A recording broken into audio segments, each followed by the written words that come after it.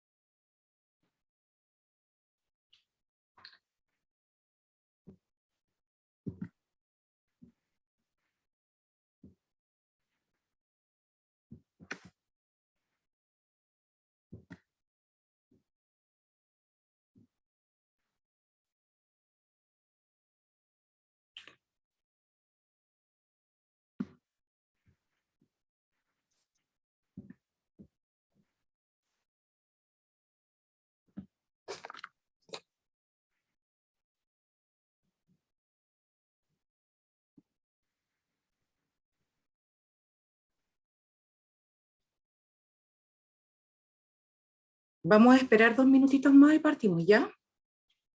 Muy bien.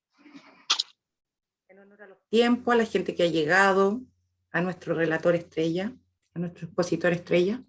Para nada. Gracias en todo caso. Gracias. Por subir el ánimo, eso.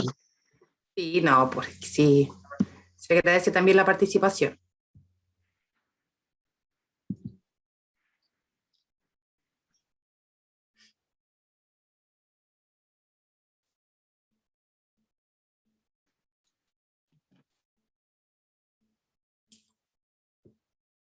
Luisita, ¿cuántas personas tenemos? No sé si lo puedes ver.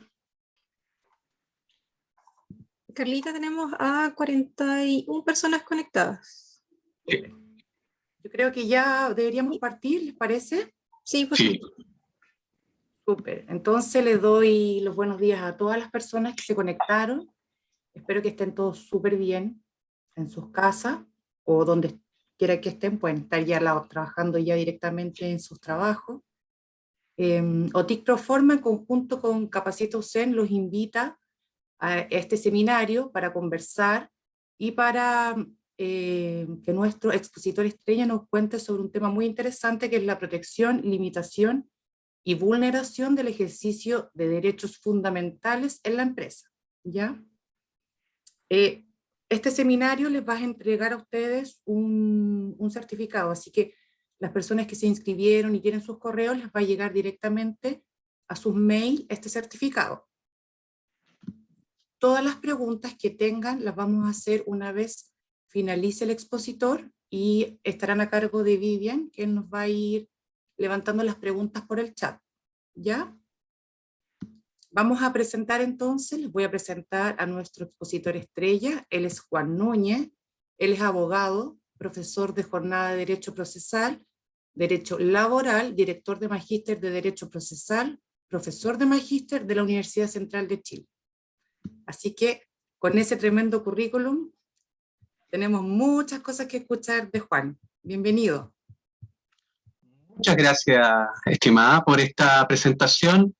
La verdad que los títulos son eso, solo títulos. La gracia de esto es que ojalá a todos y cada uno de los participantes que desde este momento le doy mi más cordial y afectuosa bienvenida a este taller que vamos a realizar sea realmente provechoso, fructífero, más allá de quien lo está impartiendo. Por lo tanto, ¿me permiten ahí compartir pantalla, por favor? Porque eso, ahí se me hace un poquito, por favor, eso, muchas gracias. Entonces, la idea no es latear aquí con conceptos rebuscados de derecho, ni hacer una clase de derecho, porque la verdad que yo siempre se lo digo a mis alumnos, hablar de derecho ya a la media hora, no, ni siquiera a la media hora, a los 15 minutos aparece un sueño impresionante. ¿Por qué? Porque el derecho no es pedagógico, el derecho no tiene precisamente esquemas, no tiene mapas conceptuales, ¿ya?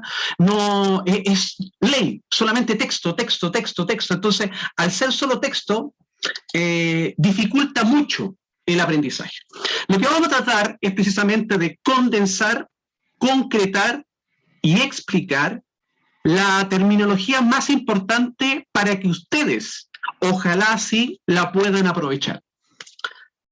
En ese orden de ideas, generalmente es válido desde el punto de vista pedagógico decir, bueno, ¿de qué estamos hablando? Derechos fundamentales.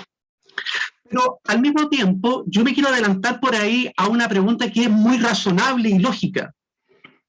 ¿Y derechos fundamentales no es lo mismo que los derechos humanos? Que tanto se habla, que tanto se predica. Hoy por hoy ustedes han sido testigos de eso. No, no es lo mismo. Quiero aclararlo desde ya, no es lo mismo. Los derechos fundamentales, dentro de una escala, están por debajo de los derechos humanos. Los derechos humanos son universales. Se parte de la base que son los mismos para todos en todo el planeta. Se parte de la base. No quiero decir, para que no entremos en una confusión, que vamos a encontrar los mismos derechos humanos en todos los países, porque eso no es así. Por lo tanto, como existe ese problema, cada país cada país tomó de estos derechos humanos y los llevó a un texto, a una ley. En el caso nuestro, Chile, lo llevó a la Constitución. Y en la Constitución hizo un catálogo, una declaración de cuáles de esos derechos humanos considera fundamentales. ¿Qué entonces significa eso?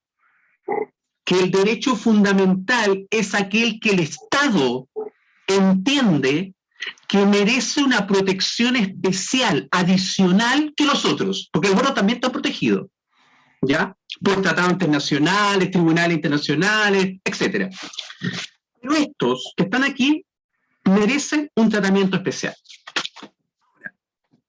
Dicho lo anterior, tenemos entonces derechos, libertades, que todos, menores de edad, adultos mayores, no importa la edad, tienen derechos y libertades y los poseen, los tenemos simplemente por ser personas, seres humanos. Eso que quede inmediatamente claro.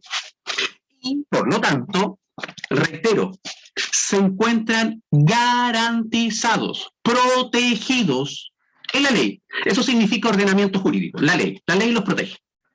Vamos a ver cómo. Ahora, ¿cuál era el problema que existió por lo menos hasta hace 15, 12 años atrás?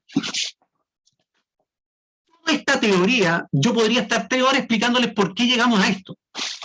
En concreto, nace por lo siguiente. Nosotros, como individuos, permanentemente, tenemos que relacionarnos con un ente que es bastante poderoso, que se llama Estado, ¿ya? O instituciones estatales. Frente a esa situación, en Alemania, especialmente, surgió la necesidad de decir, bueno, a ver, momento, el Estado tiene todo el poder, pero ¿qué derechos tienen las personas frente al Estado? Ya sea como ente económico, ya sea como ente que ordena, que gobierna.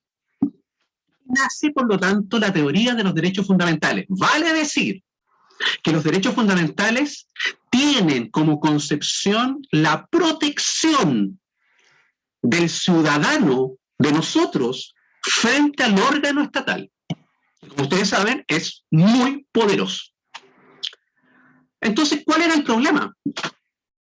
Obviamente, pensándolo así, ¿qué pasaba con el trabajador que cumplía sus funciones y entraba a una empresa, entendiendo a la empresa como un ente privado, un ente donde una o un grupo de personas convergían, aportaban capital y realizaban un proceso o llevaban a cabo producción. ¿Por qué? Porque la relación que se genera, como ustedes ya lo saben, es un vínculo jurídico a través de un contrato de trabajo. Y por lo tanto, el problema era, bueno, si esta persona viene a trabajar a mi empresa para cumplir con mis obligaciones que yo le impuse y que él o ella estaba de acuerdo, ¿podemos, por lo tanto, traer esos derechos fundamentales que se crearon pensando para proteger al ciudadano frente al Estado, ahora frente a la empresa? Se discutió muchísimo. ¿Por qué? Bajo la lógica de que la empresa es un ente privado. Absolutamente. Yo trabajo donde quiero, mirándolo desde el punto de la libertad de elección de trabajo, ¿ya? Por lo tanto, si yo no quiero trabajar, no trabajo, y punto. No es la misma relación que tengo con el Estado. Dicho eso, es que luego de largas discusiones, Chile adopta y finalmente acepta que los derechos fundamentales ya no son solo frente al órgano estatal, sino también son dentro de la empresa. Y por lo tanto, el empleador, el dueño, la sociedad, el que dirige, o los que dirigen, y no solamente eso, los compañeros, los colaboradores, los subalternos, la organización deben respetarlos. Y ese ha sido un hecho complejo de explicar. ¿Cuál es el punto? Y vamos al tiro a la situación. ¿Y qué pasa si no lo respeto? ¿Tiene algún ejemplo, profesor, que usted nos pueda dar para entenderlo mejor? Pero claro, le señalo uno al tiro, que obviamente lo viví yo. No es que sea autorreferente, pero prefiero traer una experiencia propia para que ustedes se den cuenta y con ello explicarles esta situación. Un guardia de seguridad había terminado su turno. Están los casilleros precisamente cambiándose de ropa. En ese instante entra un supervisor de la empresa de seguridad para preguntarle por si tenía disponibilidad para otro turno. Cuando entra, lo ve con el torso desnudo, pero eso es lo de menos. Lo que viene aquí es lo importante. En el brazo derecho, a la altura del hombro, tenía una suástica, el símbolo nazi. Lo tenía, ¿eh? El supervisor quedó estupefacto, helado, así como, ¿qué significa esto? Y de hecho le preguntó, ¿qué significa eso? Esto es el símbolo nazi, le dice. Pero tú estás loco, le dijo, ¿cómo puedo usar eso? ¿Perdón? Eso es problema mío, le dijo. A ver, ¿a qué viene usted aquí? Le dijo. Terminé mi turno, me estoy yendo para la casa. Lo despidieron.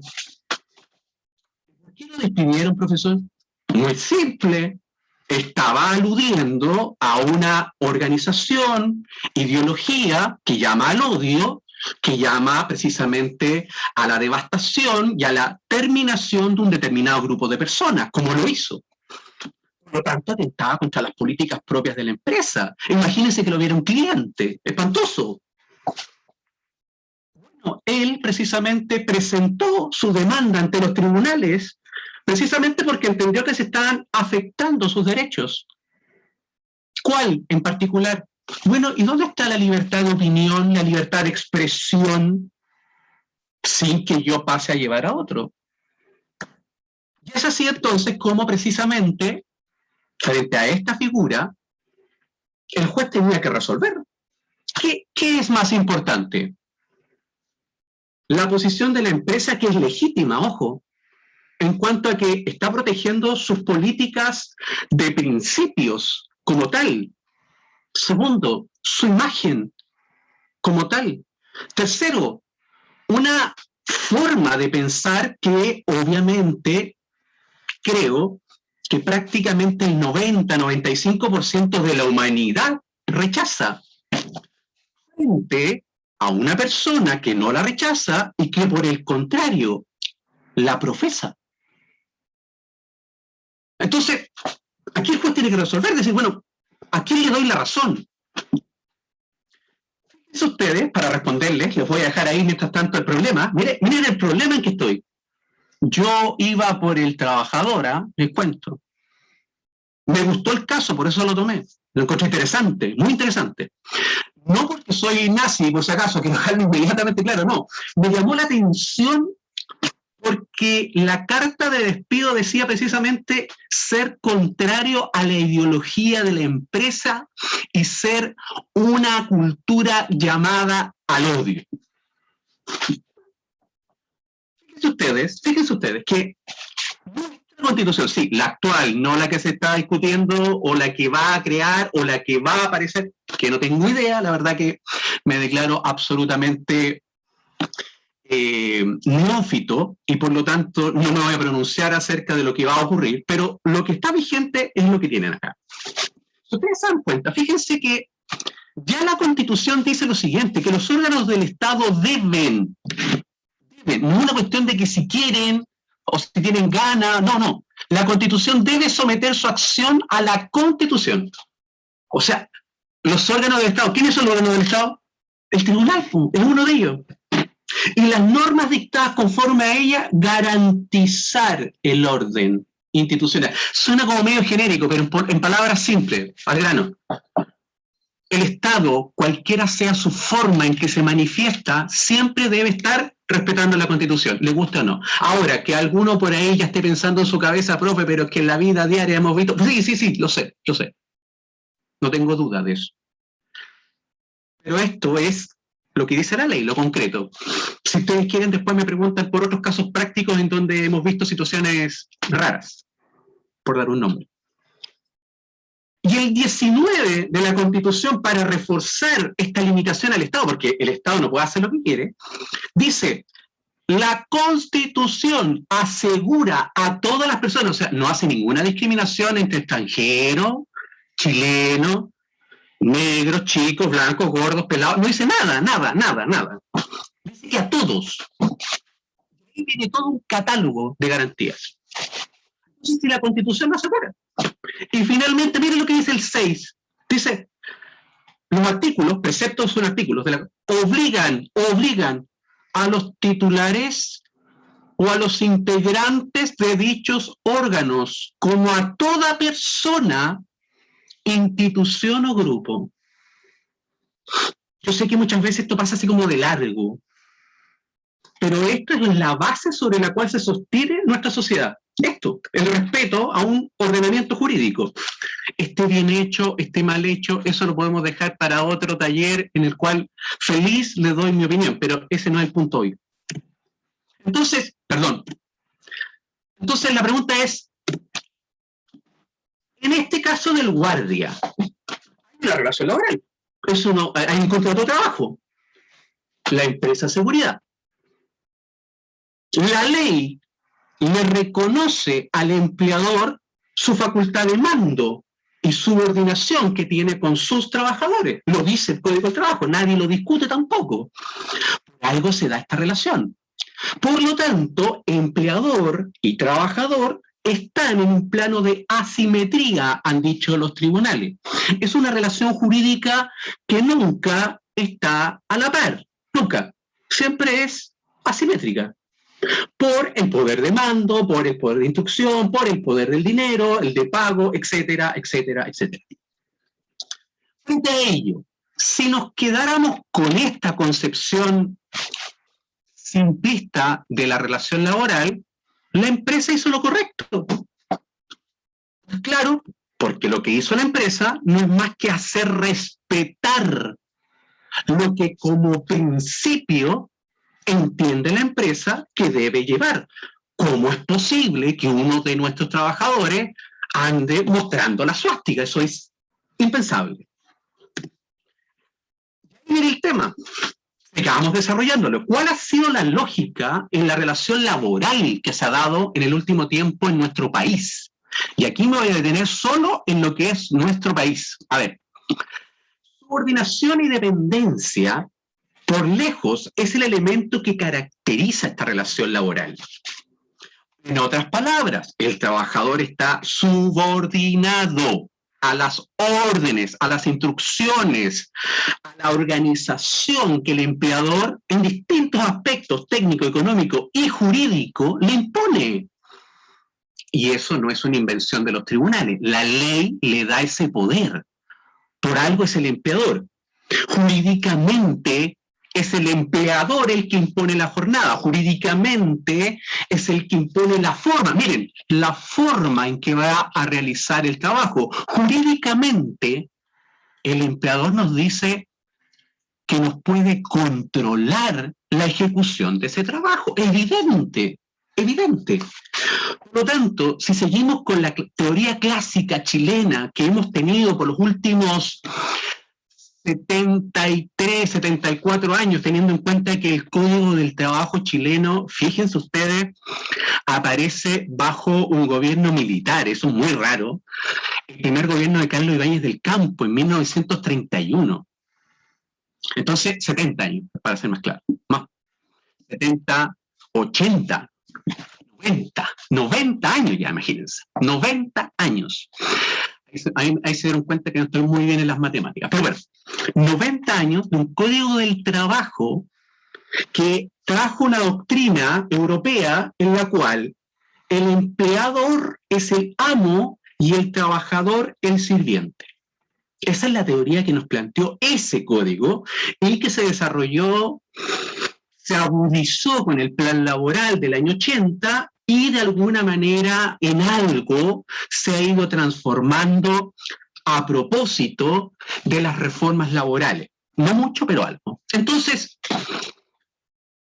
todavía no voy a contestar el tema del guardia, porque tengo otro, que también lo voy a dejar planteado para resolverlo al final.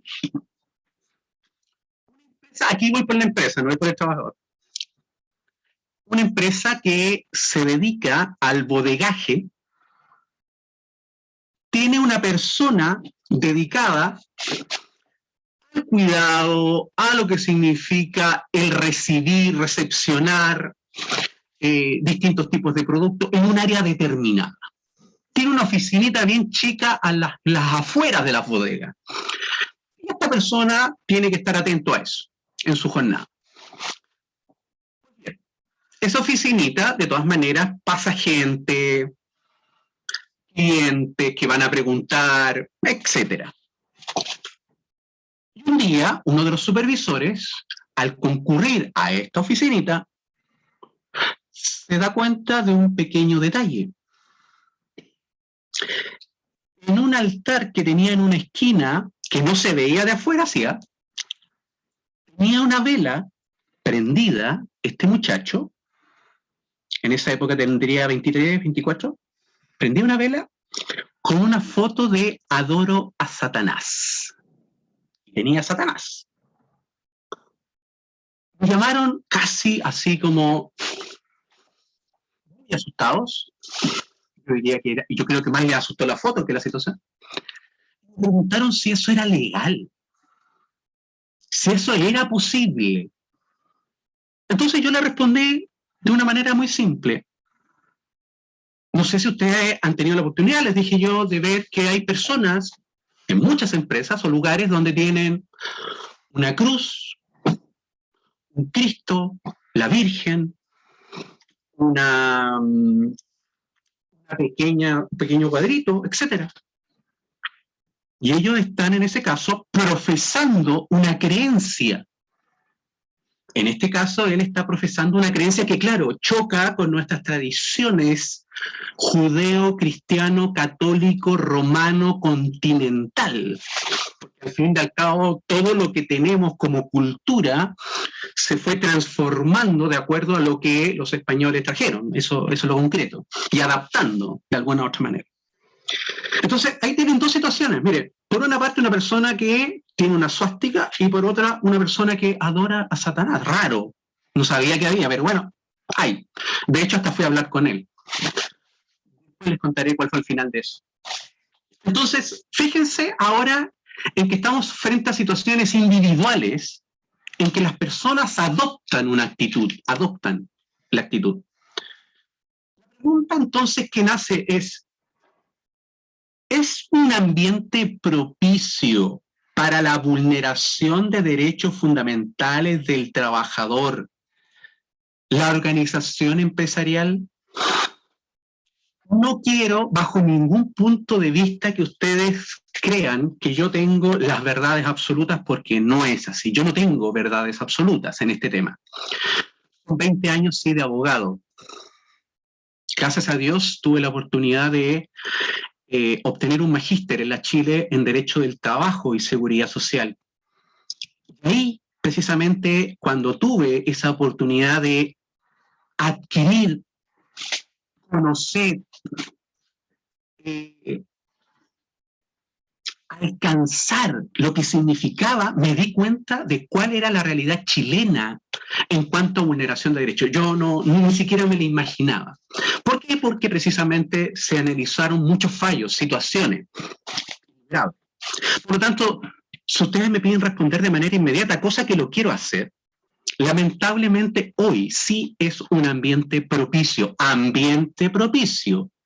para la vulneración. Ojo, cuando estoy hablando de esto, no estoy diciendo que exclusivamente estamos frente a vulneraciones, lo que se llaman verticales, que todos podrían decir, abuso del jefe hacia el subordinado. No estoy hablando solo de eso. Estoy hablando también de vulneración horizontal, que es tanto o más que la vertical. y muchas veces las aceptamos o las naturalizamos, que es peor.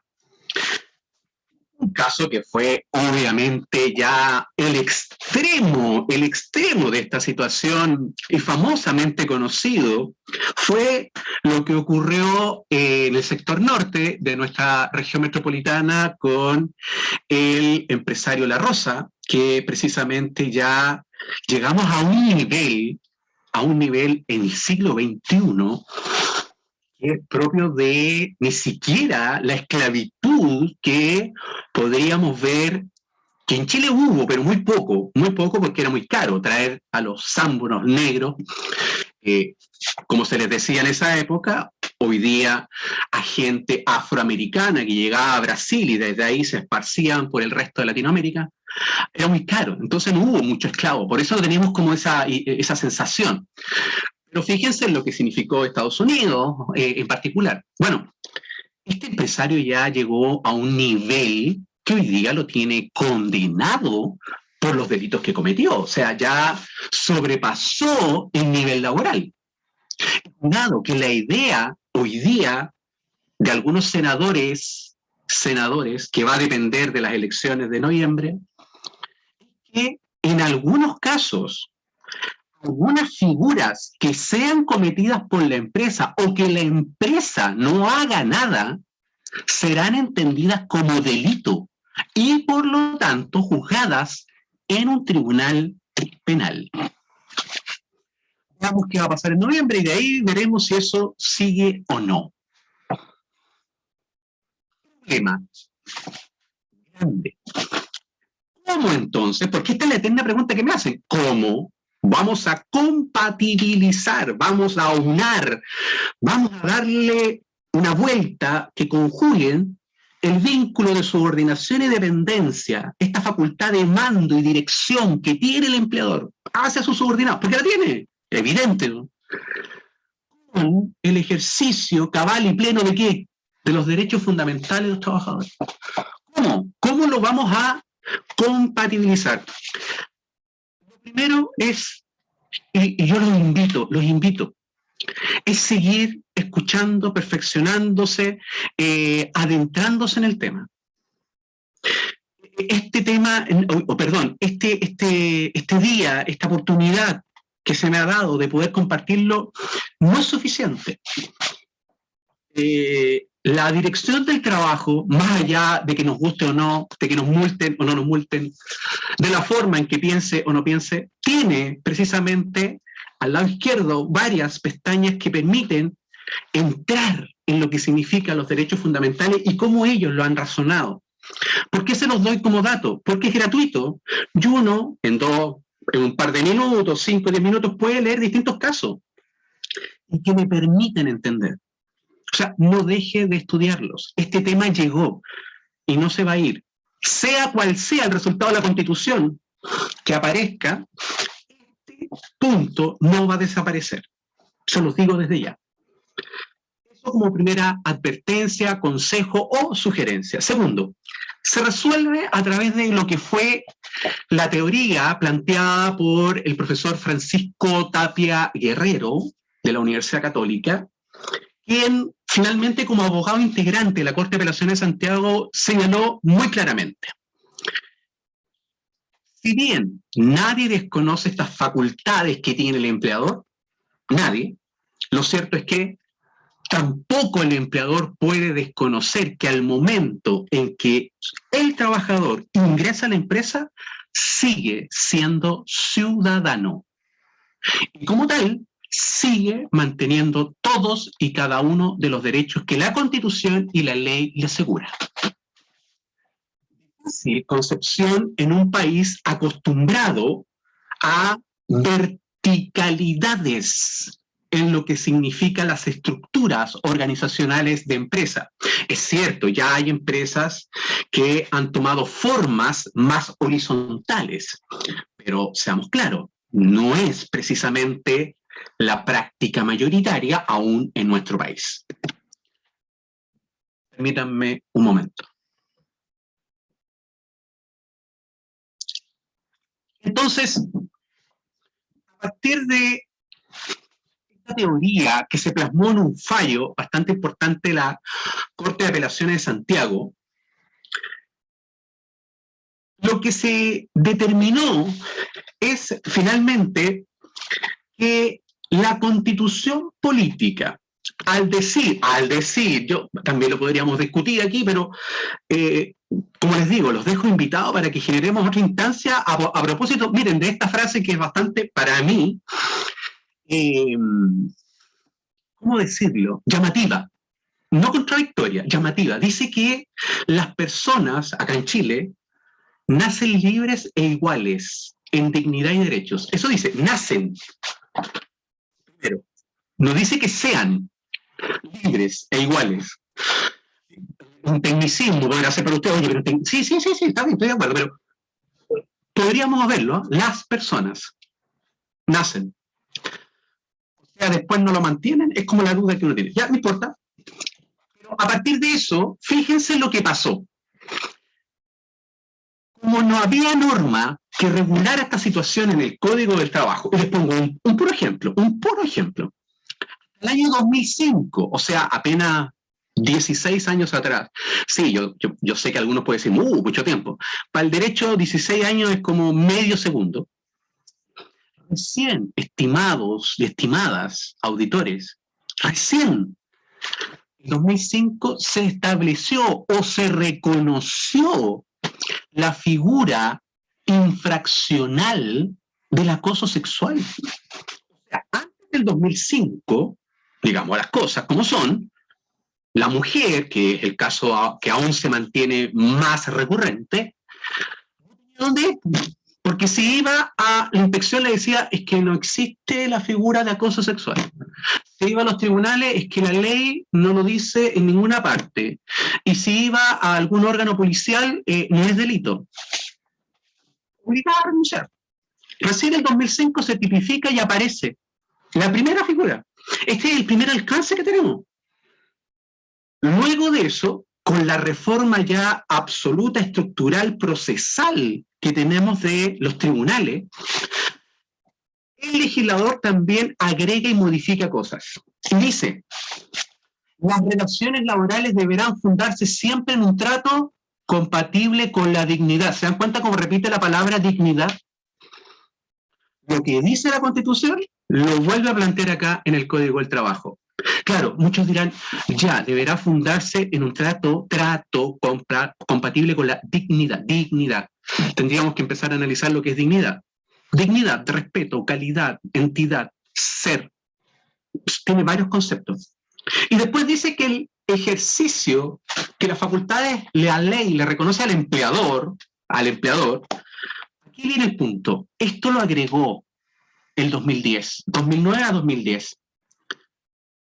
Tiene como límite el respeto a las garantías de los trabajadores, garantías constitucionales. En especial, dice, cuando pudieran afectar la intimidad, la vida privada o la honra de estos. O sea, aquí la ley le dijo al empleador, a ver, empleador, usted será dueño, usted podrá dar órdenes, usted puede pagar, usted puede organizar, generar lucro, generar riqueza, ningún problema, ninguno, hágalo. Paga impuestos también, obvio, pero en cuanto a los trabajadores, usted necesariamente va a tener que limitarse a respetar sus garantías constitucionales. Sí o sí. Chuta. Categórico en ese sentido el Código del Trabajo. Entonces, el punto es ahora saber, bueno, ¿y eso qué tiene? Empiezan a, por lo tanto, a incluirse en esto que se llama garantía constitucional, porque es un concepto bastante ambiguo, amplio. ¿Qué son las garantías? Tendríamos que empezar a nombrarlas una a una. Bueno, se empiezan a acotar para lo que es el ámbito laboral. Y teníamos ya al 2005 el acoso sexual. Pero si ustedes se van al artículo 2, precisamente del Código del Trabajo, que conceptualiza la verdad que uno queda más bien desanimado desde el punto de vista académico por la cantidad de requisitos que exige el legislador para poder encauzar que existe acoso sexual. Es complejo. Además que hay una gran diferencia con el acoso laboral, que aparece precisamente, fíjense ustedes, con esta inclusión del respeto o límite del empleador a los derechos fundamentales, el acoso laboral, que obviamente es muy distinto al sexual. El acoso laboral son 1.000 millones de figuras distintas, dependiendo del lugar, del tipo de trabajo, de la situación en que se encuentra, del grado educacional, etcétera, etcétera, etcétera. Es muy distinto porque es una manifestación de una o varias personas en contra de una o otras personas, ya sean del mismo rango superior o inferior, que menoscaba, menosprecia, genera descrédito. Un ejemplo. Una mujer de 58 años, usted estime si es vieja o no es vieja, si es mayor o no es mayor, si es joven o no, eso analícelo usted internamente. Permanentemente le gritaban: la vieja, oye vieja, y a veces le agregaban otros epítetos que son groseros. Lo que no entendía ella cuando se acercó a mí era: ¿es necesario que me traten así? Si tengo un nombre. ¿Es necesario que a cada rato me digan la vieja? ¿Por qué la vieja? Y la vieja para arriba y la vieja para acá. Es necesario. Bueno, hicimos el procedimiento, se puso en conocimiento del empleador, el empleador se comprometió a tomar las medidas necesarias. Finalmente, los trabajadores siguieron exactamente igual, no hicieron ningún cambio, y se llegó a tribunales. Y el abogado de la empresa, yo iba por la señora, decía que la palabra vieja en sí misma no atenta, no es contraria a la dignidad de una persona, sino es unido a el sentimiento de herir, de injuriar, cosa que los trabajadores lo hacían, pero lo hacían en un tono de coloquial, un tono así como para reírse, para hacer más agradable el ambiente, según ellos. Y lo concreto fue que cuando declaró la señora, ella expresó precisamente la pena que le generaba que le dijeran vieja todo el santo día y todos los días. Si la palabra en sí decía, es cierto lo que dice el abogado, decía, quizás no es grave. Usted le dijo, se ha puesto en mi lugar de lo que significa que todos los días me digan vieja para allá, vieja para acá, la vieja, y no digan mi nombre. ¿Usted sabe lo que duele? Con ese testimonio me bastó y gané el juicio. Increíble. Porque la dignidad de esa mujer, es cierto, es una palabra coloquial, es cierto, es una palabra de uso diario, es cierto, incluso hasta podríamos decir ni siquiera es una grosería, un garabato, ¿no? Sí, estoy de acuerdo. Pero la manera en que estos trabajadores la fueron utilizando terminó en acoso, en un menoscabo para ella, interno. ¿Y lo que nos queda? Discriminación arbitraria y la vulneración precisamente de derechos fundamentales. La discriminación está autorizada en la ley, estimados y estimadas. Eso no se los voy a discutir ahora, para nada. O sea, hay una discriminación que se llama positiva, en donde yo puedo, porque la ley me permite, discriminar. Ejemplo, en caso de que requiera un trabajador para efectos de manejo de dinero, la ley me permite solicitar el certificado de antecedentes, de tal manera de saber si tiene algún tipo de antecedente penal que pudiera hacerme pensar que, producto del manejo del dinero, no lo va a hacer también. La ley me lo permite, pero para efectos de llevar a cabo las clases, la docencia en una universidad, Ustedes están pensando, y si cometió un delito contra menores, podría estar inhabilitado, pero respecto a menores. Ya, y si es una persona, un bibliotecario, un contador, ¿también tenemos que pedirle el certificado de antecedentes si no maneja dinero? Discriminación. Ahora, ¿cuándo es arbitraria? ¿Cuándo es arbitraria? Cuando no tiene justificación, cuando es caprichosa. Y ahí hemos tenido uno de los temas más fuertes dentro de lo que significa precisamente la vulneración. ¿Por qué? Porque en el ámbito público y en el ámbito privado se ha generado esta figura. Hay una figura precontractual, normal y lógica en la relación laboral. ¿Cuál? La selección. A través de distintos medios, mecanismos, busco personas para que ocupen distintos puestos que necesito. Bien. ¿Qué pasa si ahí se genera la discriminación? No, es que, si te das cuenta, mira, lo miraste bien, es como, no sé, es como medio feo. No me tinca. Es muy alta, es muy flaca. No, es muy gordo. ¿Te das cuenta que es medio peludo? No, fuera. Ahí hay discriminación. El punto es el siguiente, y que los legisladores hasta el momento, pese a la insistencia, de los cuales incluso yo participé en uno, le hemos mostrado el estudio, hoy día nadie regula lo que pasa dentro del proceso de selección antes de ingresar a trabajar. O sea, ¿por qué no fui elegido yo? ¿Tengo derecho a saber cuáles fueron las consideraciones que me dejaron afuera? ¿Por qué fue elegida la otra persona? ¿Cuáles fueron las razones que motivaron esto? No hay nada, absolutamente nada.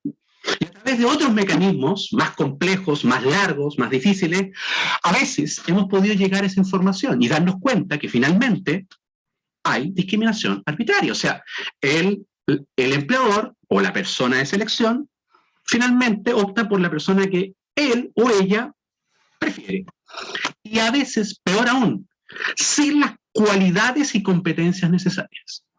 El problema de esto es que si se genera antes de la relación laboral, como pasa también en el ámbito público, no tenemos ninguna regulación, salvo el recurso de protección, que como les digo, es una vuelta que podemos darla, compleja, pero se puede.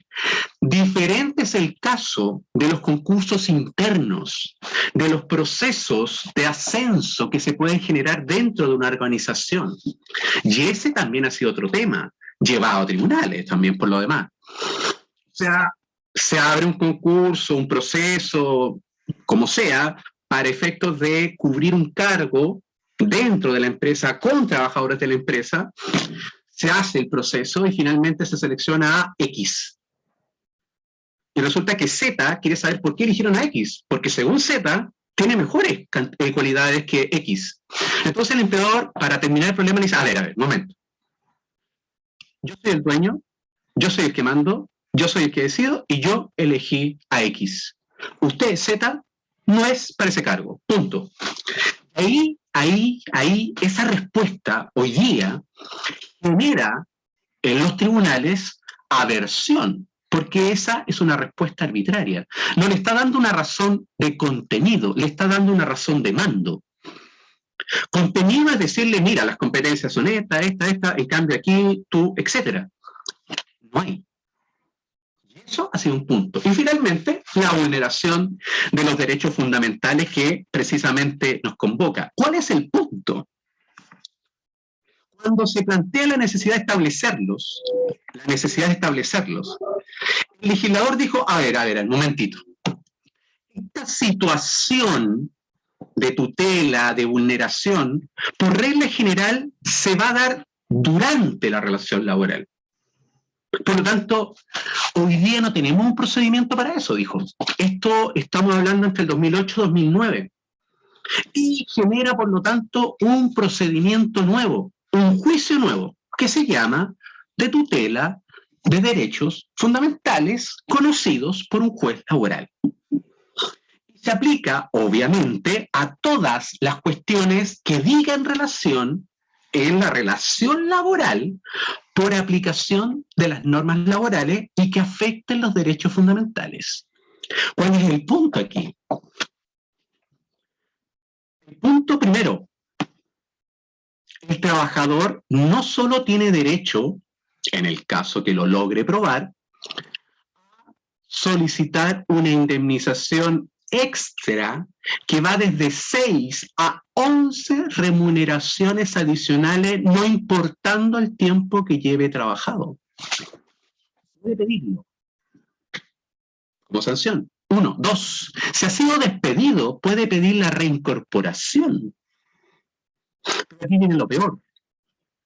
Si es una empresa que por algún u otro motivo tiene contratos, vínculos con el Estado, desde el momento en que la sentencia que condena a una empresa por vulneración de garantías fundamentales es publicada en el Boletín de Infractores Laborales y Previsionales que lleva la Dirección Nacional del Trabajo, esa empresa no puede negociar, recibir, pactar, convenir, contratar con el Estado durante 2 años.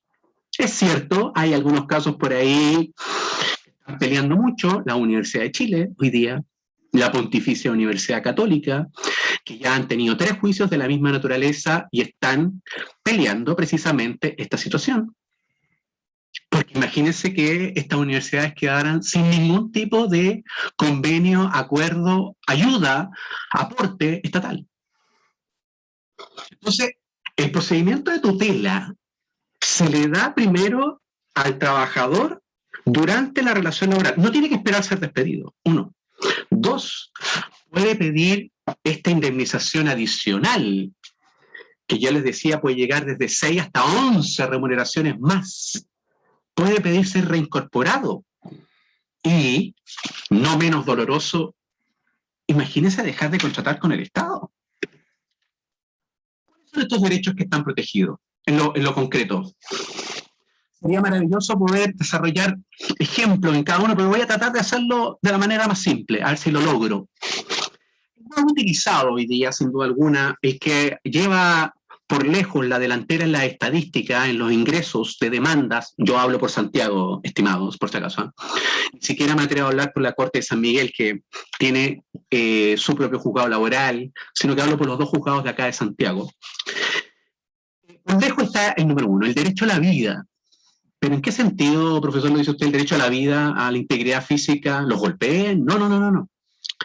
A la integridad psíquica. Por lejos, ese derecho a la integridad psíquica es uno de los derechos más alegados, más planteados, más demandados en tribunales como vulnerados por parte del empleador. Psíquicamente, a lo que se refiere en este caso el legislador, a lo que se refiere no es solamente al estado mental que uno en primer término traería a colación, no solamente se refiere a ese estado, se refiere también al estado emocional íntegro de la persona, del ser. Por tanto, cuando una persona le gritan, le prohíben, le impiden o simplemente lo aíslan, por ejemplo, ahí podemos generar una afectación a la integridad psíquica. Ahora, siempre en este caso, también, para que las cosas queden muy claras, no basta con que el trabajador vaya, diga, mi empleador permanentemente me grita, me dice que yo no cumplo con las cosas delante de todos mis compañeros, eso ha hecho un daño en mí y por lo tanto vengo a demandarlo. No basta con decir eso. Hay que acreditarlo. Claro, ustedes dirán, bastaría con un psicólogo cualquiera que le llene un formulario. Sí, puede ser. Pero en la práctica el juez no se convence solo con ese formulario, certificado o papel que limitan. Va a pedir más que eso. Va a pedir mucho más que eso. Entonces, este derecho a la vida también, ojo, hay que tenerlo muy presente en un tema que lamentablemente no nos podemos desviar, que es los accidentes del trabajo y enfermedades profesionales. En los accidentes del trabajo hoy día y enfermedades profesionales, este derecho es primordial. Ahí pasa a tener el número 1. ¿Por qué? Porque precisamente recuerden que el artículo 186 del Código del Trabajo le impone al empleador, ¿qué cosa? La obligación de tomar todos los resguardos habidos y por haber para proteger la vida y la integridad de sus trabajadores. Entonces, cuando ocurre un accidente, muchas veces se van los trabajadores utilizando el mecanismo del derecho fundamental. Vulneró el derecho a la vida, más aún si perdió la vida. Por lo tanto, ahí ustedes se pueden dar cuenta de lo que implica. Eso también sumémosles la enfermedad profesional. La enfermedad profesional, al fin y al cabo, es integridad física. También el derecho a la vida, si finalmente va a morir. Estoy dando algunas situaciones para ejemplificar cómo esto se ha desarrollado. El derecho a la vida privada y a la honra de la persona. Un caso que fue bastante famoso, en el cual no participé, por si acaso, simplemente tuve una mirada externa. Un ejecutivo del Banco Estado, de Casa Matriz, precisamente, no recuerdo exactamente qué funciones cumplía, había dejado por algunos minutos su escritorio desocupado. No sé para dónde fue, la verdad. Y en ese momento pasó alguien, no sé si un jefe, pero pasó alguien y se detiene en su escritorio porque le llama la atención el computador. El computador tenía imágenes pornográficas infantiles. Así de simple. Ello implicó, obviamente, el despido. Obviamente el despido, eso no les queda duda, lo despidieron así en el acto. Eso también le implicó un proceso penal, porque es un delito almacenar, poseer, distribuir, manejar, tener material pornográfico infantil. Evidente, eso nadie lo discute. Y creo que incluso fue condenado. Pero vámonos al ámbito laboral. Fíjense lo que pasó, o sea, aquí, esto es lo llamativo. Mejor dicho, se puede entender que el trabajador, trabajadores, colaboradores, tienen o mantienen su vida privada en el espacio que el trabajador les otorga para desarrollar sus funciones, por ejemplo, un escritorio. Se puede entender que ahí ese ámbito es privado y por lo tanto ni el jefe, ni el dueño y nadie puede entrometerse en lo que significarían, por ejemplo, los cajones, el computador, un lápiz, qué sé yo. Pues bien, el tribunal, en materia laboral, insisto, no en materia penal, consideró que hubo una vulneración a la vida privada de este ejecutivo. Porque si esa persona no se hubiese metido en el computador a inspeccionarlo, a revisarlo porque le llamó la atención, obviamente generó y traspasó el ámbito de la privacidad. El ámbito penal, dijo, debe ser castigado y fue castigado. Pero en el ámbito laboral, el espacio de trabajo es hoy día, y lo ratificó la Suprema, es un ámbito privado. O sea, parecerá raro entenderlo, pero ese mismo sentido que le damos a nuestro hogar como espacio privado, el mismo sentido le dio la Corte al espacio donde nos desenvolvemos, donde trabajamos. Y así lo ha hecho. Por lo tanto, se le debe respetar. El computador que usted le entrega, el celular que usted le entrega, el vehículo que usted le entrega, es un espacio privado. Obviamente está entregado bajo la imagen de que realice un trabajo. Sí, estoy de acuerdo. Pero usted no puede llegar y revisarlo. Aunque lo ponga en el contrato, ¿eh? Lo advierto, le advierto. Aunque usted ponga en el contrato, autorizo desde ya al empleador a revisar cuantas veces quiera el computador, a revisar la camioneta, el celular, lo que usted quiera, esa cláusula se la van a declarar nula en un tribunal y le van a decir que usted vulneró derechos fundamentales, porque su límite, de acuerdo al artículo 5º que leíamos hace un rato atrás, era precisamente, su límite era respetar.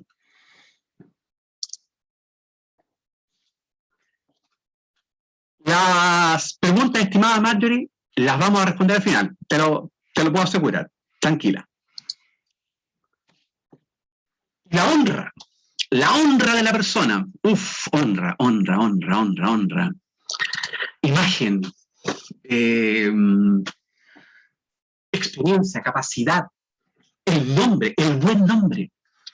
Puede tener varios sinónimos la honra.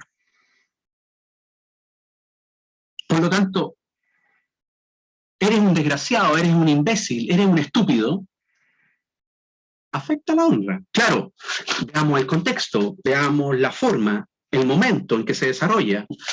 No es lo mismo a lo mejor que estén jugando un partido de fútbol, jefes con subalternos, empleados, donde se pueden decir muchas cosas, que en una reunión en que están en una mesa, sentados precisamente conversando de un tema, alguien reaccione y le diga, eres un imbécil, ¿cómo se te ocurre eso? Suena totalmente distinto. La honra es precisamente esto, lo que somos como personas y lo que nosotros queremos mostrar al resto como personas. Uno de los más bullados partió precisamente con el gobierno. Precisamente el primer gobierno del señor Piñera tuvo este problema con el subsecretario del Interior, el señor Uvilla.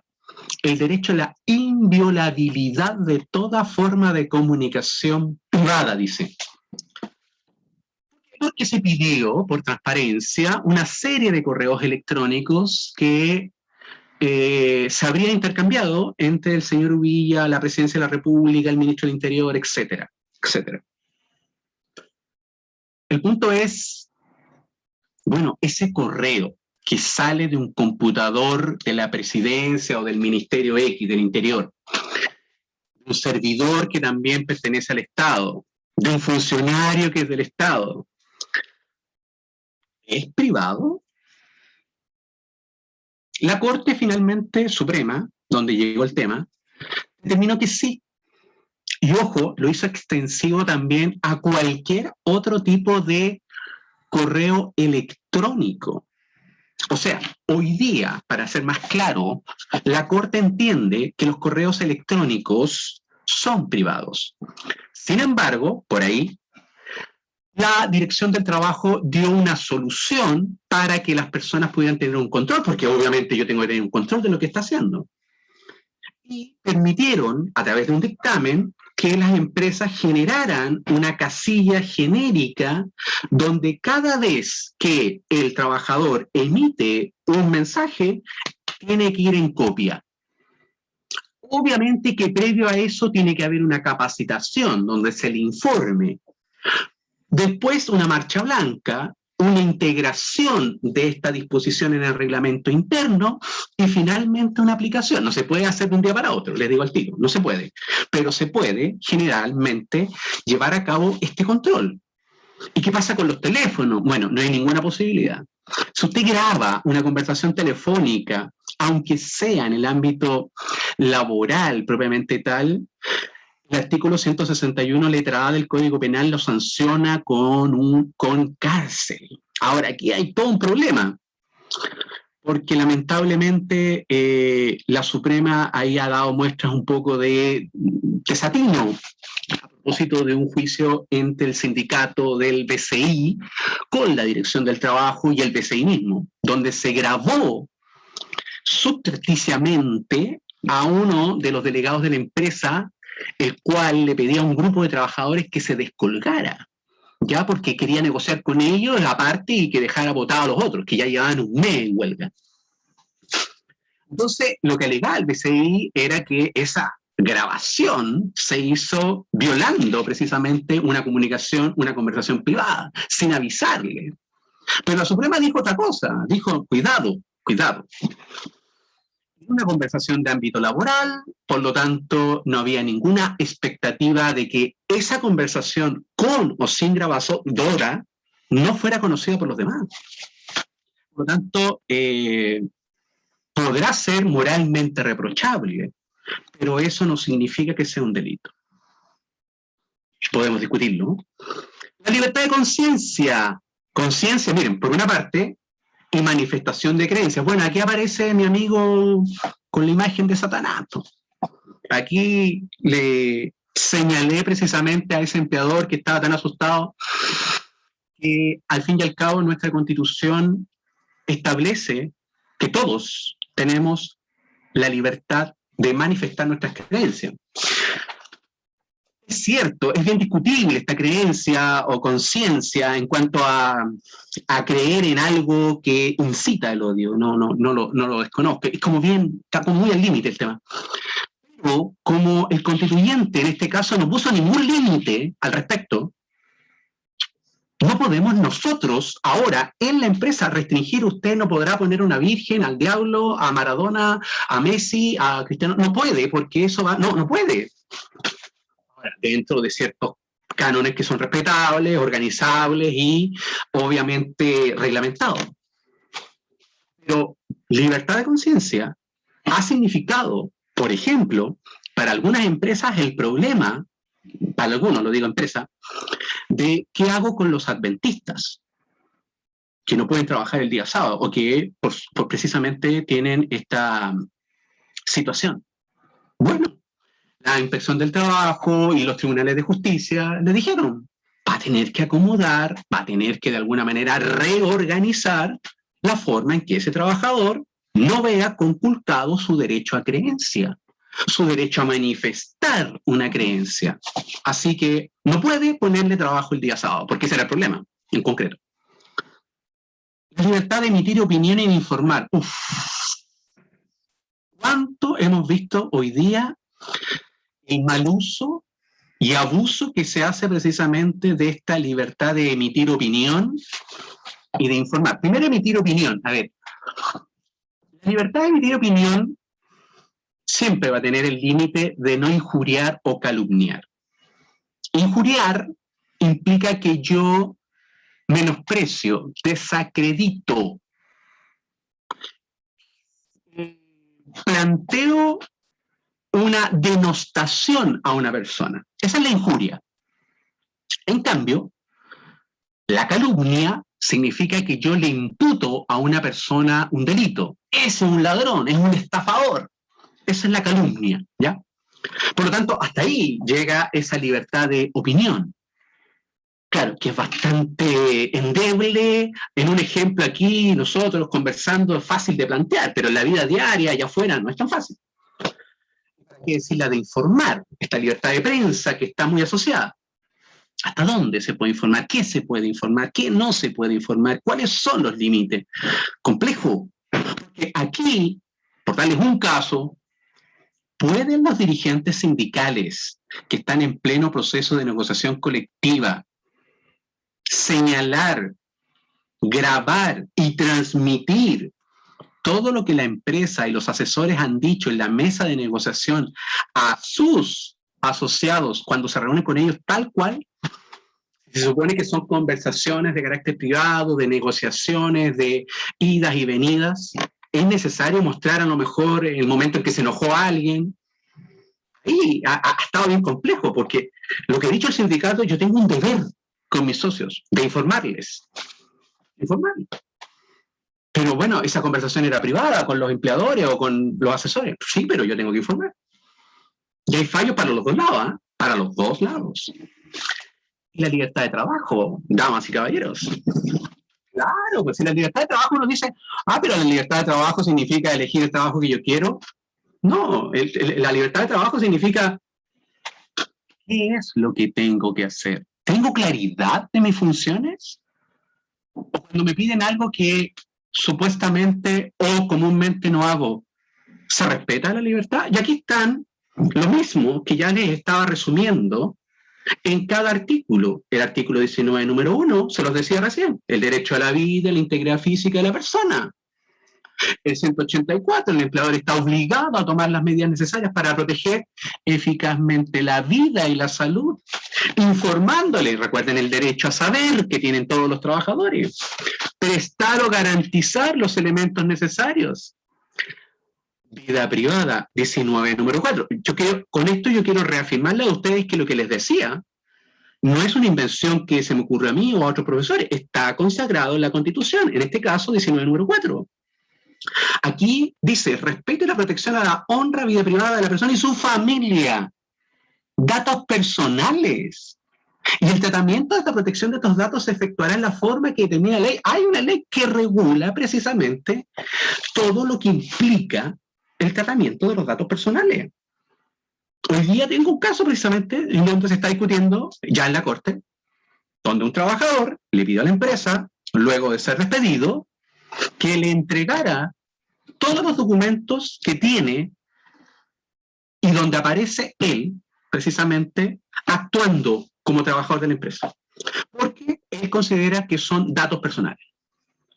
La empresa, por su parte, señala que en algunos de los casos no hay ningún problema porque efectivamente son datos personales, exámenes médicos, fichas, etcétera, contratos, anexos, liquidaciones, pero contratos que haya firmado por la empresa o situaciones en las cuales actuó por la empresa no las puede entregar porque eso no es un tratamiento de dato personal, sino que más bien de dato empresarial.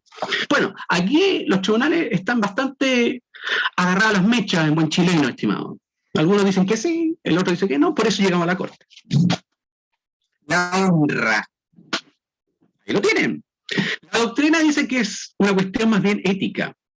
Yo simplemente siempre lo digo, algo que está unido a mi fama, a mi buen moral, a lo que me enaltece de cumplir, de sentirme bien. Y por lo tanto, aquí caben un sinnúmero de situaciones que la pueden afectar. Un sinnúmero de situaciones. Llegas atrasado todos los días, eso ya puede afectarme. Mi honra. No haces el trabajo como corresponde. Al fin y al cabo, esta colisión que existe, las medidas de control interno son esenciales. Desde ya, las sugiero, las planteo, las analizo, pero hay que estudiarlas lentamente, no apresurarse. El reglamento interno debe establecer estos mecanismos idóneos de aplicación general e impersonal, no para algunos, sino que para todos. Y siempre con esta frase que a los jueces les gusta mucho, se los adelanto para que no lleguen con ellos y no se los repitan la cara, respetando la dignidad del trabajador. Porque el juez siempre le va a preguntar, ¿y usted cómo respetó la dignidad? ¿En qué hizo usted? ¿Usted cree que por la capacitación que le hizo con eso basta? No, hay muchas cosas por hacer. Entonces, ojo, gran parte de este problema lo podemos resolver con el reglamento interno, pero eso no significa que lo modifico así hoy día y mañana lo aplico. No. Proceso, conversación, marcha blanca, discusión y después la aplicación. Proceso, porque si no, les aseguro que no va a funcionar. El correo electrónico, se los dije y se los vuelvo a reiterar, el 19 número 5 lo establece, porque miren lo que decía, fue una cuestión histórica, pues chiquillos, algunos, bueno, yo sé que la mayoría de ustedes son muy jóvenes, pero los que no lo somos, dice aquí, las comunicaciones y documentos privados no podrán interceptarse, abrirse o registrarse. Bueno, ahí hablaba de las cartas. Hoy día las cartas prácticamente han desaparecido. Pero eso hoy día cabe perfectamente en lo que es el correo electrónico. La pregunta es, ¿y en los WhatsApp? ¿Puedo meterme si el WhatsApp es de un grupo que está dentro de la empresa y con el cual nos relacionamos y con eso poder dar esa información? Porque lo dijo el WhatsApp. Interesante, porque es un grupo que comparte. Entonces, ¿podrá o no se podrá hacer? Número 5. Estoy ahí en ese artículo de la actual Constitución. Libertad de conciencia. El ejercicio libre, y aquí viene el punto, ¿eh? Aquí yo creo que algunos van a decir, pero aquí está la respuesta, pues, profesor, mire. La libertad de todos los cultos que no se opongan a la moral, a las buenas costumbres o al orden público. Si alguien me puede dar un concepto consensuado en que todos estemos de acuerdo de lo que es moral, se lo agradecería. Porque lamentablemente conceptos como moral, buenas costumbres u orden público son tan amplios y ambiguos que difícilmente yo creo nos ponemos de acuerdo. Lo que moralmente es aceptable para usted, quizás para mí no lo es, o al revés. Por lo tanto, aquí tenemos un tremendo problema, porque finalmente, ¿qué es lo que han hecho los tribunales? Primar la libertad de conciencia y la manifestación de creencia, ya que no entienden que se opongan a la moral. ¿Cuál moral? ¿La suya, la mía, la del juez, la del Estado? Ahí hay todo un tema. Y aquí, solamente por plantearles una situación que ahora está apareciendo con mucha fuerza y que hace poco la vi en tribunales. Lo voy a llevar un ejemplo para no contar de empresa real. Un ejemplo, esto es hipotético, no es que haya ocurrido, pero ocurrió de otra manera parecida en otra empresa. ¿Qué pasaría si el gerente general de Coca-Cola o de Cervecerías Unidas, en su oficina de Coca-Cola, por ejemplo, es sorprendido, fotografiado, visto, no sé, tomando Pepsi? O sea, quiere decir que él no está convencido de que su producto, que trabaja, que lucha todos los días para que se posicione en el mercado, sea el correcto, porque toma Pepsi. Entonces, el problema que aparece aquí, ¿podrá el empleador generar estas ideas, estas políticas de empresa, de tal manera de aunar un solo criterio y de esa manera pensemos todos igual? ¿Queremos todos para el mismo lado? ¿Qué pasa con el tema de la religión oculto que profesa el empleador ahora? Porque el empleador también lo puede hacer. El empleador es católico en extremo y dice, a ver, señores, mes de María, por lo tanto, todos los días lunes vamos a hacer la oración del rosario. Jefe, lo que pasa es que soy ateo y no me interesa, no quiero. Señor, me siento, ¿ya? Entonces, ahí hay problemas. ¿Qué pasa con una empresa como Google hoy día que te exige ser feliz? Sí, exige ser feliz. O sea, tu disposición cuando estás en la empresa es ser feliz. Nuevamente, ¿dónde está la libertad de emitir opiniones e informar? Artículo 19, número 12. La libertad de expresión frente a este deber ético del trabajador de respetar el secreto profesional. Pregunta, más de alguno tiene que conocerla, las cláusulas de confidencialidad en que se le impone al trabajador que no podrá revelar, dar a conocer, etcétera, etcétera. ¿Cuánto duran? Porque generalmente se le impone hasta después de que trabaja. ¿Cómo lo voy a aplicar si dejó de trabajar? Hasta me firmó finiquito, le pagué todo y se fue. Sin embargo, le impongo que la confidencialidad es más allá del tiempo que dura el trabajo. ¿Pero cómo lo hago? ¿Cómo lo sanciono? Si finalmente termina revelando o informando hechos que pueden afectar a mi organización. ¿Dónde queda ahí la libertad de expresión? O la facultad de dirección y control. O lo que significa, por otra parte, que el empleador le diga, señor, usted solo va a trabajar para mí, si es que quiere. No le permito trabajar para otra empresa. Es lo que es la libertad de trabajo. Porque se supone que la Constitución, nuevamente, como se los decía, nos da el derecho a elegir y tenemos libertad para ello.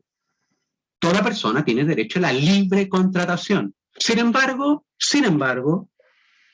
viene mi empleador y me dice, mi oferta de trabajo es exclusiva. De lo contrario, no. Miren, nuevamente, por eso estas cosas hay que cambiarlas. Yo, de verdad, aquí estoy totalmente de acuerdo en cambiarlas. Dice, ninguna clase de trabajo puede ser prohibida. O sea, yo puedo trabajar en lo que quiera.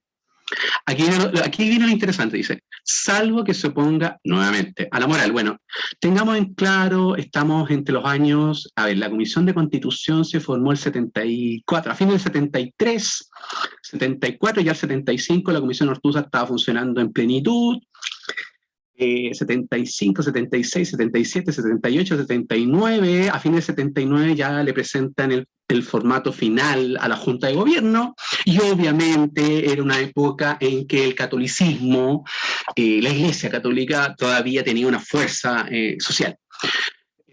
Por lo tanto, no extraña que este concepto aún se mantenga. Y dice después, yo puedo trabajar siempre y cuando no afecte la seguridad pública o la salubridad o que no exija el interés nacional. Otro problema, estas palabras que generalmente no tienen mucha definición y hay que tratar de interpretarlas.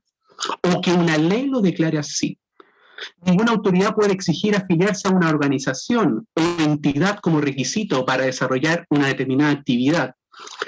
En último tiempo, a propósito del cambio legislativo que ha existido, es que precisamente la gran cantidad de procedimientos de tutela laboral, ahora por el ámbito público, ha sido precisamente por que se les ha exigido o estar en un partido o salirse de un partido para poder permanecer, lo que es contrario a esta libertad de trabajo que les acabo de leer. Entonces, ¿qué ocurre si vulneramos, si no respetamos? Este procedimiento le da una concreta y rápida, porque de verdad que aquí los jueces se ponen las pilas, protección a los derechos fundamentales. En promedio, sin pandemia, en promedio está durando 3, 4 meses, puede durar menos.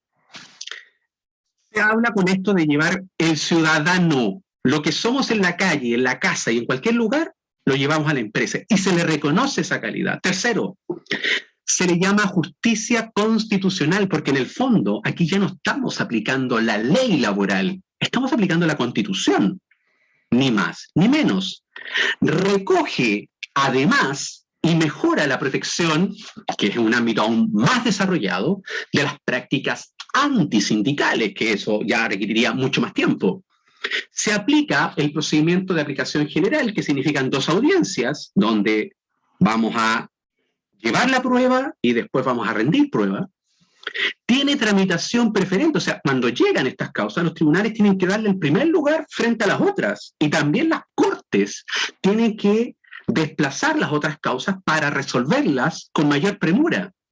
El tribunal, fíjense, puede suspender el acto según la gravedad o la irreversibilidad, y se acorta el plazo para el juez de dictar sentencia de 10 días hábiles. Ahora, honestamente, con la mano en el corazón, con algunos amigos y otros no tanto, la verdad que los jueces están superados, incluso antes ya de la pandemia, por lo que estos 10 días generalmente se están transformando en 40 o 50. ¿Dónde se aplica? Lo hemos dicho, cuestiones en la relación laboral, en la lesión o vulneración de garantías en el ejercicio de las facultades del empleador. Sí limita precisamente el pleno ejercicio en forma arbitraria, desproporcionada, si no respeta su contenido esencial.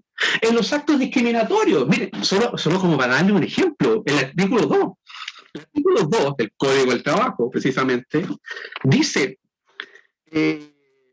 los actos discriminatorios son las distinciones, exclusiones o preferencias basadas en motivos de raza, color, sexo, edad, estado civil, sindicación, religión, opinión política, nacionalidad, ascendencia nacional, situación socioeconómica, idioma, creencias, participación en organizaciones gremiales, orientación sexual, identidad de género, filiación, apariencia personal, enfermedad o discapacidad u origen social. Fíjense ustedes. Todos esos actos caben dentro de lo que es la protección de los derechos fundamentales. ¿Qué decir lo que significó la incorporación de esta famosa garantía de indemnidad? ¿Cuál es esa? Que cualquier represalia que se ejerza contra un trabajador, ya sea en razón o como consecuencia de haber denunciado ante la dirección del trabajo o haber participado en un juicio, y después el empleador le dice, así que fuiste a declarar por tu amiguito. Perfecto, ahora te vas tú. Se estableció esta garantía de indemnidad. ¿Qué significa eso? Que está bajo el amparo, el paraguas de la tutela de derechos fundamentales. Y lo que traté muy rápidamente de señalar, también hoy las prácticas antisindicales están cubiertas bajo este hecho. ¿Quién lo pueden ejercer? Obviamente que cualquier trabajador. Miren, una organización sindical. Ahora, si es con el despido, solamente el trabajador. El sindicato al cual se encuentra afiliado el trabajador también lo puede hacer. Hasta la inspección del trabajo tiene la obligación de denunciar. Y en el caso de las prácticas antisindicales, el empleador también puede denunciar, no tiene ningún problema. se presenta una demanda con una serie de requisitos, tiene 60 días para presentar la demanda desde que ocurrieron los hechos. También tiene 60 días si la vulneración ocurre con motivo del despido. El juez debe ordenar, lo que ya les decía, adicionalmente, una indemnización no inferior a 6 ni superior a 11 meses. Y si además el despido es discriminatorio, ya hay una gravedad, existe la opción de reincorporar al trabajador. El problema se ha dado en el fisco, ahí tenemos un problema terrible, el presupuesto ya estaba asignado.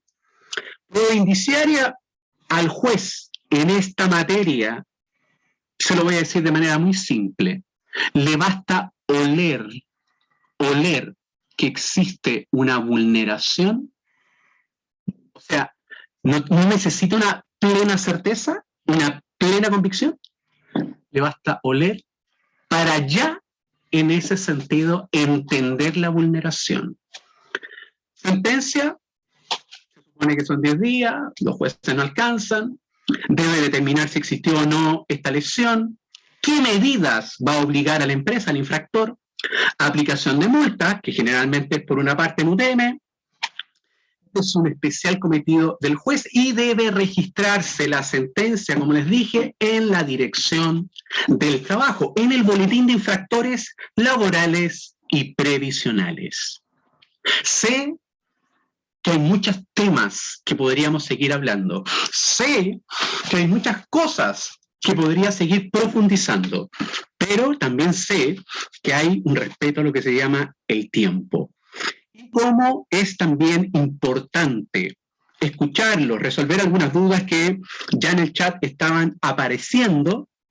Primero, reiterar mi agradecimiento a Proforma por darme esta instancia de llegar a ustedes, de compactar, como les dije al principio, tratando de ser lo más pedagógico posible, y asimismo, ojalá poder haber ayudado a entender esta temática, que yo se los dije, llegó para quedarse. Así que estoy muy atento a responder las preguntas que existieran. Gracias, Juan Antonio.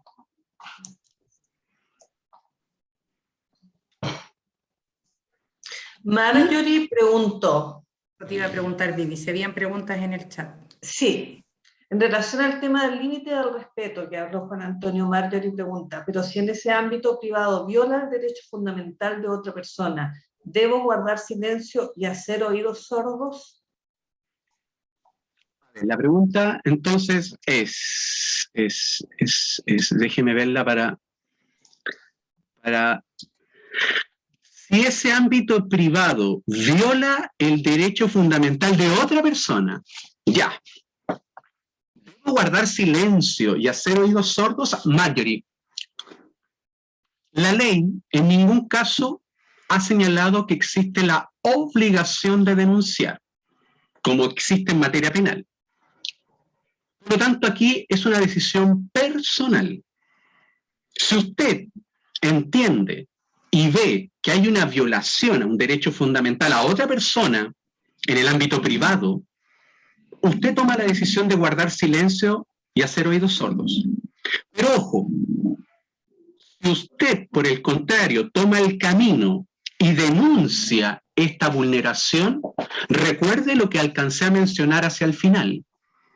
No puede, bajo ningún punto de vista, ser sancionada ni perseguida producto de esta garantía de indemnidad que la ley le otorga y la protege precisamente por estos hechos. Es decir, Gracias, Juan Antonio. ¿no hay de qué?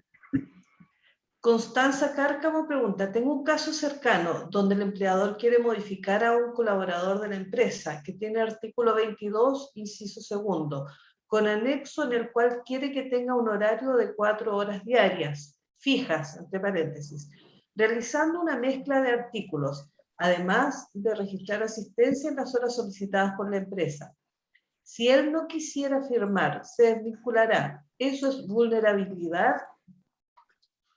Eso es infracción a la ley, primero, porque si la empresa lo tiene con jornada de exclusión, precisamente excluido de jornada, de acuerdo al inciso segundo del artículo 22, no puede ahora, salvo acuerdo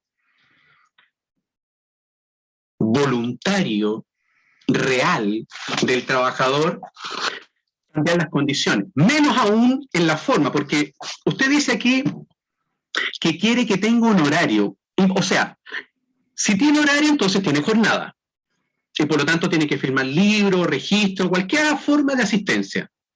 No puede tener establecido un tiempo versus artículo 22, inciso segundo. O tiene inciso segundo, 22, o tiene jornada delimitada. Pero tratar de hacer esa mezcla, los tribunales la sancionan fuertemente. Dicho lo anterior, si finalmente termina esa persona firmando porque no quiere perder el trabajo, que es la situación más común, yo dejaría constancia de esto, a lo menos en la inspección, para que esa persona fuera protegida precisamente por lo que decía recién, la garantía de indemnidad. Porque si lo llega a despedir, después el empleador le va a decir, ah, usted lo despidió porque lo denunció. No, porque no aceptó las condiciones. No. Resulta que él fue a la inspección y lo despidió. Por lo tanto, lo obligo a reincorporarlo. Entonces, que deje un respaldo en la inspección, que si finalmente termina firmando ya porque las circunstancias reales se lo imponen, y dado el escenario que vivimos hoy día, esa es una vulneración. Pero si no dice nada, después no puede quejarse de nada. ¿Ya? Esa es mi respuesta. Ojo con eso. Gracias, Juan Antonio. Ceci pregunta, si se coloca en contrato que no puede realizar otro trabajo que sea del mismo tipo o rubro de actividad de la empresa que lo contrata, ejemplo, trabaja en una empresa de telecomunicaciones, entonces no puede tener otro trabajo en otra empresa de telecomunicaciones. ¿Esto es válido? A ver, la ley señala expresamente que el trabajador no podrá llevar a cabo aquellas actividades de carácter comercial o productivo que sean del mismo giro de la empresa, porque obviamente se transformarían en una competencia desleal, evidente, y eso debe quedar de manifiesto y por escrito en el contrato de trabajo.